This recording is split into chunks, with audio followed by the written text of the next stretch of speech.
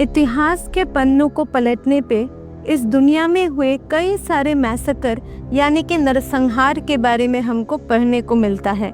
इन नरसंहारों की कहानियों को याद करके आज भी लोगों के रोंगटे खड़े हो जाते हैं। लेकिन इन सभी मैसेकर में एक ऐसा मैसेकर भी है जिसकी दुखद और खौफनाक कहानी को पश्चिमी देश खासकर ब्रिटेन ने दबाने की भी कोशिश की। यहाँ तक कि कई हिस्टोरियन ये दावा करते हैं कि मृतकों और आहत लोगों की संख्या में भी ब्रिटिशर्स ने फेरबदल करी थी। ये मैसेकर उस वक्त हुई थी जब प्रथम विश्व युद्ध बस खत्म हुआ ही था और जब दुनिया में ब्रिटिशर्स एक अदम्य इंपीरियल पावर के रूप में प्रतिष्ठित थे। हम बात कर रहे हैं 13 अप्रैल 1919 में भारत के पंजाब में हुए जलियांवाला बाग मैसेकर के बारे में, जिसको द अमृतसर मैसेकर के नाम से भी जाना जाता है। कई बॉलीवुड मूवीज़ जैसे कि फिलौरी, सरदार उधम आदि में इसका जिक्र भी देखने को मिला है। इनफैक्ट एक नई मूवी केसरी चैप्टर 2 भी आने वाली है। लेकिन आज हम विस्तार से जानेंगे आखिर क्यों और कैसे हुआ था दिल दहला देने वाला ये नरसंहार, जिसके बारे में याद करके आज भी पूरे भारत की आंखें नम हो जाती है, जिसकी दर्दनाक चीख और गोलीबारियों की आवाज़ आज भी जलियांवाला बाग में गूंजती है। ब्रिटिशर्स ने इसको एक एनकाउंटर की तरह देखा, पर क्या सच में ये एक एनकाउंटर था या एक सोची समझी चाल थी भारतीय फ्रीडम फाइटर्स के मन में ब्रिटिशर्स के लिए डर पैदा करने के लिए? आप इस बारे में क्या सोचते हैं, मुझे कमेंट करके ज़रूर बताइए। और चलिए इसी के साथ आगे बढ़ते हैं हम अपने टॉपिक की तरफ। जलियांवाला बाग के हत्याकांड के बारे में जानने से पहले हमें उस समय के भारत के बारे में जानना पड़ेगा। समय था 1919। जैसे कि पहले ही आपको बताया गया है, प्रथम विश्व युद्ध अब तक खत्म हो चुका था। महात्मा गांधी जी भी 1915 में इंडिया में पधार चुके हैं और चंपारण सत्याग्रह, अहमदाबाद मिल स्ट्राइक, खेड़ा सत्याग्रह आदि को सफलतापूर्वक संपन्न कर चुके हैं। भारत की युवा पीढ़ी गांधी जी के इन अहिंसात्मक नीतियों से काफ़ी प्रभावित होने लगी थी। भारत में मॉडरेट्स और एक्सट्रीमिस्ट के बाद अब गांधीयन नेशनलिज्म का युग आ गया था। उधर 1916 में कांग्रेस के लखनऊ सेशन में एक्सट्रीमिस्ट और मॉडरेट्स रियूनाइट हो चुके थे। इनफैक्ट लखनऊ में साइन हुए लखनऊ पैक्ट के थ्रू कांग्रेस और मुस्लिम लीग ने गवर्नमेंट को अपना जॉइंट कॉन्स्टिट्यूशनल डिमांड्स भी प्रेजेंट किए। अगस्त 20, 1917 में the secretary of state Edward Samuel Montague ने एक स्टेटमेंट इशू किया, famously known as the August declaration of 1917, जिनमें उन्होंने भारत को ग्रेजुअली सेल्फ रूल देने की बात की थी और रिस्पॉन्सिबल गवर्नमेंट का भी जिक्र किया था। उनका जो एग्जैक्ट स्टेटमेंट था वो था, the government policy is of an increasing participation of Indians in every branch of administration and gradual development of self governing institutions with a view to the progressive realisation of responsible government in India as an integral part of the British Empire. Self government for India के डिमांड में बाल गंगाधर तिलक और any बेसन के नेतृत्व में 2 separate home rule league भी चल रहे थे भारत में। लेकिन गांधी जी के सत्याग्रह के नए तरीकों ने इंडिया के नेशनलिस्ट मूवमेंट को एक नई दिशा दी और कुछ हद तक होम रूल मूवमेंट को साइडलाइन कर दिया। इसके अलावा भी 1919 आते आते होम रूल मूवमेंट फेड होने के कई कारण थे, जैसे कि मॉन्टेग्यू के अगस्त 1917 के डिक्लेरेशन, तिलक जी 1918 में अब्रॉड जाना पड़ा उनको एक लाइबल केस के सिलसिले में। एनी बेसन खुद भी इस डिक्लेरेशन के अनाउंसमेंट के बाद होम रूल मूवमेंट की टेक्निक्स और रिस्पांस को लेकर दुविधा में थी। ब्रिटिशर्स के इंडिया को लेकर पॉलिसीज को हिस्टोरियंस कैरेट और स्टिक पॉलिसी भी बोलते हैं। इस बार कैरेट था मॉन्टेग्यू चेम्सफोर्ड रिफॉर्म्स और स्टिक था इन रिफॉर्म्स को इनेक्ट करने से सिर्फ 6 महीने पहले इंपीरियल लेजिस्लेटिव काउंसिल में इंट्रोड्यूस किए जाने वाले 2 बिल, जिनमें से एक बिल को तो ड्रॉप कर दिया गया और दूसरे बिल जिसको मार्च 1919 में पारित किया गया, जिसका ऑफिशियल नाम था एनार्कियल एंड रिवॉल्यूशनरी क्राइम्स एक्ट। ये एक्ट ब्रिटिश जज सर सिडनी रॉलेट के नेतृत्व में बने रॉलेट कमीशन के रिकमेंडेशंस पे आधारित थे, जिसकी वजह से इस एक्ट को रॉलेट एक्ट के नाम से भी जाना जाता है। देखा जाए तो ये एक्ट प्रथम विश्व युद्ध के समय के डिफेंस ऑफ इंडिया एक्ट 1915 का एक्सटेंशन ही था। युद्ध काल में एक स्ट्रिक्ट कानून का बहाल रखने के कई कारण समझ में आते हैं, लेकिन युद्ध समाप्त होने के बाद भी रॉलेट एक्ट जैसे कानून की जरूरत ही क्यों पड़ी आखिर अंग्रेजों को? क्या गांधी जी के कॉन्सिस्टेंटली सक्सेसफुल सत्याग्रह से अंग्रेज डरे हुए थे? क्या 1916-17 में पीक में रहे रिवॉल्यूशनरी नेशनलिज्म के भावधारा की पॉपुलैरिटी से वो घबराए हुए थे? क्या भारत की जनता के मन में कल्टीवेट होने लगे नेशनलिज्म और सेल्फ गवर्नेंस की डिमांड को अंग्रेज दबाना चाहते थे? भारत की युवा अब प्रेयर, पिटिशन और परसुएशन की जगह सत्याग्रह के आदर्शों पर चलकर प्रोटेस्ट करने लगी थी। 1907 से 1917 के बीच में जो first phase of Indian revolutionary nationalism की आग थी, उस आग की गर्माहट भारत में अभी भी मौजूद थी। इंपीरियल लेजिस्लेटिव काउंसिल के सभी इंडियन इलेक्टेड मेंबर्स ने इस रॉलेट एक्ट के अगेंस्ट वोट किया था, लेकिन चूंकि इनकी संख्या माइनॉरिटी में आती थी, ये बिल इतनी हैवी प्रोटेस्ट के बाद भी पारित हो गया। इंडियन इलेक्टेड लीडर्स जैसे कि मोहम्मद अली जिन्ना, मदन मोहन मालवीय, मुजहर उल हक आदि ने रिजाइन भी कर दिया था। ऐसा क्या था इस एक्ट में कि इसको इतना विरोध झेलना पड़ा? रॉलेट एक्ट लाने की जो वजह दी गई थी अंग्रेजों की तरफ से, वो थी to investigate the seditious conspiracy of the Indian people. इस एक्ट के लिए एक फेमस फ्रेज है, ना अपील, ना वकील, ना दलील, क्योंकि इस एक्ट के तहत किसी पॉलिटिकल एक्टिविस्ट को बिना जूरी के भी ट्रायल किया जा सकता था। इनफैक्ट बिना ट्रायल के 2 साल तक इम्प्रिजन भी किया जा सकता था। अरेस्ट या सर्च के लिए कोई वारंट की ज़रूरत नहीं थी। इंडियन एविडेंस एक्ट के तहत जिन चीज़ों को एविडेंस की मान्यता नहीं दी जाती थी, उन चीज़ों को भी इस एक्ट के अंदर एविडेंस माना जा सकता था। यहाँ तक कि अगर किसी के घर में ब्रिटिश रूल को क्रिटिसाइज करने वाली कोई सेडिशियस न्यूज़पेपर, मैगजीन या कोई अन्य डॉक्यूमेंट मिल जाए, तो उस बिना पे भी उनको अरेस्ट कर सकते थे। सिर्फ सस्पिशन ऑफ ट्रीजन यानी कि किसी व्यक्ति पे राजद्रोह करने का संदेह होना ही उनको 2 साल तक बिना ट्रायल के इम्प्रिजन करने के लिए काफ़ी था। सज़ा के तौर पे उनको डिपोर्ट भी किया जा सकता था और बिना किसी सुनवाई के यहाँ तक कि अरेस्ट या इम्प्रिजनमेंट भी किया जा सकता था। उनके ऐसे अरेस्ट या इम्प्रिजनमेंट के बारे में अभियुक्त के घर वालों को सूचना देना भी ज़रूरी नहीं था। हेबियस कॉर्पस जो रिट है, उसको भी सस्पेंड कर दिया गया था। वैसे हेबियस कॉर्पस यानी कि you shall have the body, ये हमारे स्वाधीन भारत के संविधान में कौन से आर्टिकल के अंदर आता है, ये आप लोग बताइए हमें कमेंट सेक्शन में।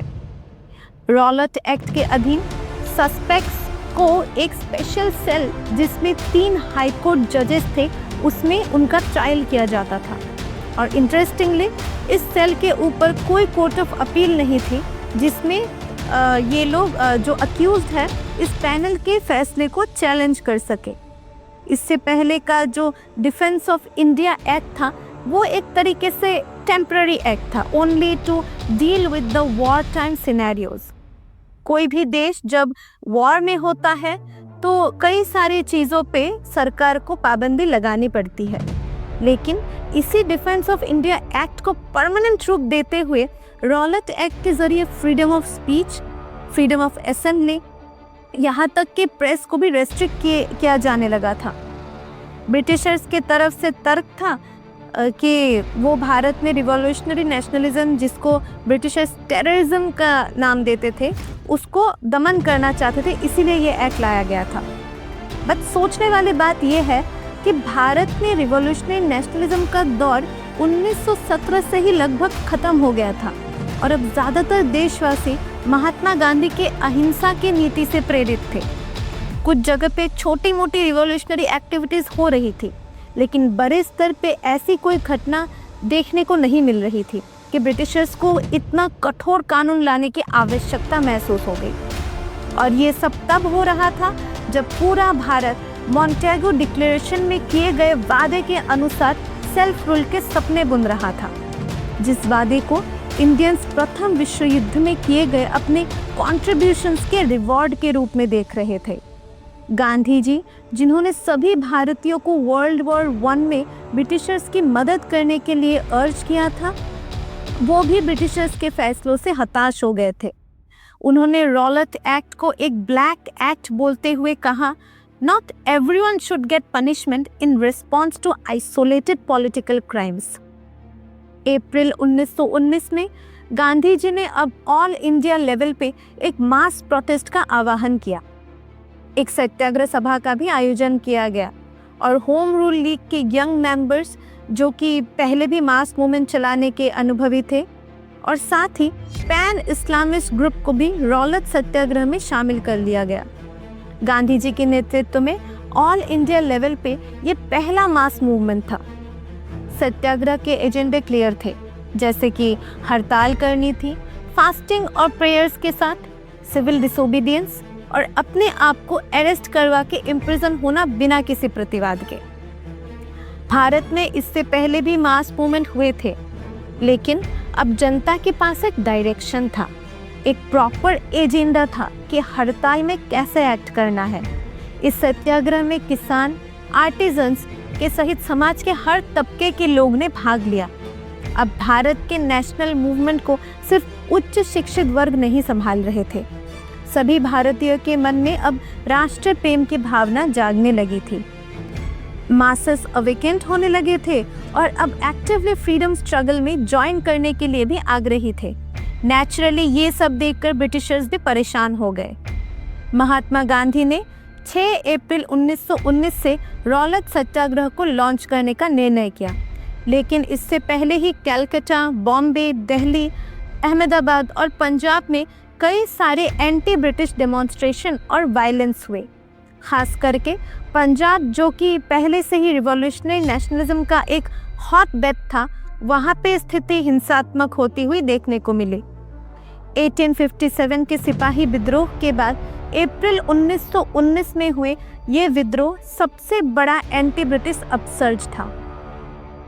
पंजाब के लेफ्टिनेंट गवर्नर माइकल वो डॉयर ने हेलीकॉप्टर से पंजाब की स्थिति का असेसमेंट भी किया था और स्थिति को संभालने के लिए पंजाब में मिलिट्री फोर्सेस को भी कॉल इन किया गया था।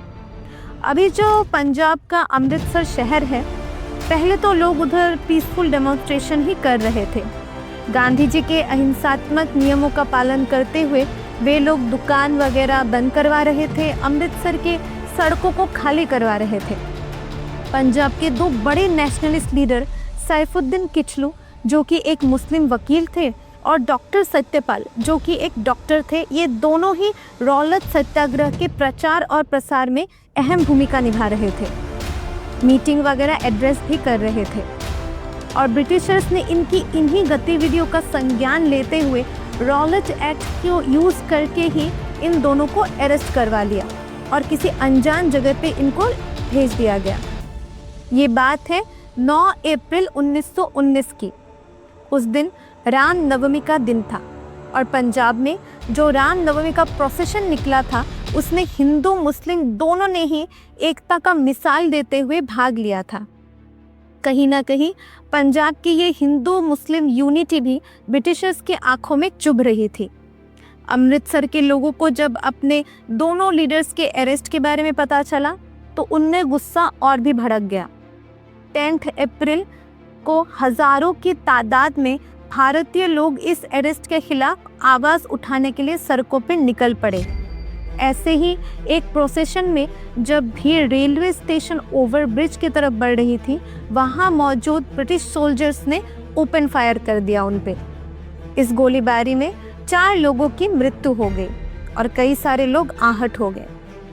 जब इनकी डेड बॉडीज को अमृतसर के हॉल गेट के बाहर हॉल ब्रिज तक लाया गया एक फ्यूनरल प्रोसेशन के लिए, तभी वहां डिप्टी कमिश्नर ऑफ पुलिस एक सेना की टुकड़ी के साथ पहुंचे और बिना किसी वार्निंग के उन्होंने पुलिस को फायर करने का ऑर्डर दिया, जिससे 20 और लोगों की जान चली गई और आहतों की संख्या भी बढ़ गई। इस एक्शन की वजह से अभी तक जो भीड़ शांतिपूर्वक रूप से प्रोटेस्ट कर रही थी वो भी उत्तेजित हो गए। लगभग 40,000 भारतीयों के इस ग्रुप ने अंग्रेज़ों पे हमला कर दिया और 5 अंग्रेज़ों को मार डाला। इस झड़प में कई गवर्नमेंट बिल्डिंग्स को भी भीड़ ने हानि पहुंचाई। लेकिन इस सब में जिस घटना ने सबसे ज़्यादा अटेंशन ड्रॉ की वो घटना थी मिस मार्शला शेरवुड नाम की एक अंग्रेज़ महिला के साथ जो बर्ताव हुआ था लाहौर गोड़ के कच्चा कड़िया स्ट्रीट में। मार्शला शेरवुड जो एक चर्च ऑफ इंग्लैंड की मिशनरी टीचर थी, वो इस रोड से बाईसाइकिल पे जा रही थी और उन पे एक भीड़ ने लाठी से हमला कर दिया। वे किसी तरह वहाँ से भाग निकले। इनफैक्ट कई अन्य भारतीयों ने उनके एड के लिए कई अन्य भारतीय आगे भी आए और उनको एक सुरक्षित जगह पर पहुंचाने में भी उनकी मदद की। इस हमले की न्यूज़ से अंग्रेज़ काफ़ी गुस्सा हो गए थे कि एक निहत्थे ब्रिटिश महिला पे भारतीयों ने कैसे हमला कर दिया। ब्रिगेडियर जनरल रेजिनाल्ड डायर जो कि एक सीनियर ब्रिटिश ऑफिसर थे, उनको पंजाब में मार्शल लॉ लागू करने की और एक लॉ एंड ऑर्डर मेंटेन करने की भी रिस्पॉन्सिबिलिटी मिली थी। ध्यान दीजिए कि ये ब्रिगेडियर जनरल रेजिनाल्ड डायर और पंजाब के lieutenant governor Michael O Dwyer दोनों ही अलग व्यक्ति हैं। इनके नाम के वजह से लोग कई बार कंफ्यूज भी हो जाते हैं। जनरल डायर ने मिस शेरवुड को विज़िट भी किया था और बाद में यानी कि 19 अप्रैल को एक क्रॉलिंग ऑर्डर भी पास किया, जिसके चलते उस नैरो लेन पे जिस पे मिस शेरवुड पे हमला हुआ था वहाँ सोल्जर्स को तैनात किया गया था और उस गली से जो भी भारतीय गुजरते थे, चाहे वो एक प्रेग्नेंट महिला हो या कोई बुजुर्ग हो, उनको लगभग 200 यार्ड की लंबी इस स्ट्रीट को अपने पेट के बल क्रॉल करके जाना पड़ता था। इस घटना को हिस्ट्री में इंसिडेंट ऑफ क्रॉलिंग स्ट्रीट के नाम से जाना जाता है।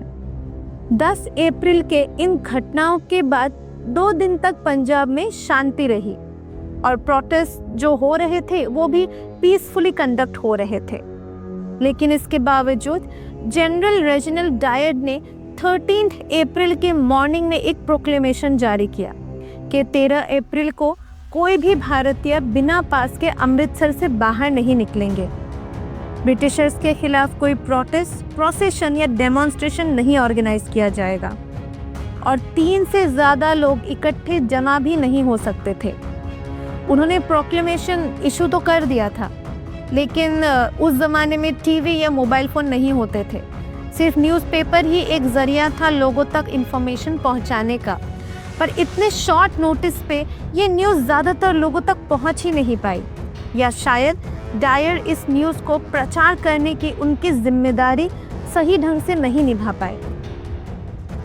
यह 13 अप्रैल ही वो खौफनाक दिन था जिस दिन जलियांवाला बाग का नरसंहार हुआ था। अभी तक हमने जाना इस नरसंहार के पहले कि अमृतसर और भारत के सोशियो पॉलिटिकल माहौल के बारे में। नेक्स्ट वीडियो में हम उस काले दिन के अध्याय को पढ़ेंगे जिसने एक प्रकार से भारत के नेशनल मूवमेंट की दिशा भी बदल दी थी, जिसने भगत सिंह, चंद्रशेखर आज़ाद, उधम सिंह आदि के जैसे बड़े बड़े रिवॉल्यूशनरीज को जन्म दिया था। आपको जलियांवाला बाग की कहानी का पहला भाग कैसा लगा हमें कमेंट्स में बताइए। इस वीडियो को शेयर करें ताकि ये ज़्यादातर भारतीयों तक पहुँचे और आगे आने वाली कई ऐसी वीडियोस को देखने के लिए हमें सब्सक्राइब करें। और साथ ही इस वीडियो का दूसरा पार्ट जिसमें हम इन डिटेल जलियांवाला बाग के हत्याकांड पर प्रकाश डालेंगे, उसे देखना ना भूलें। नेक्स्ट वीडियो का लिंक आपको इसी वीडियो के डिस्क्रिप्शन में मिल जाएगा। धन्यवाद।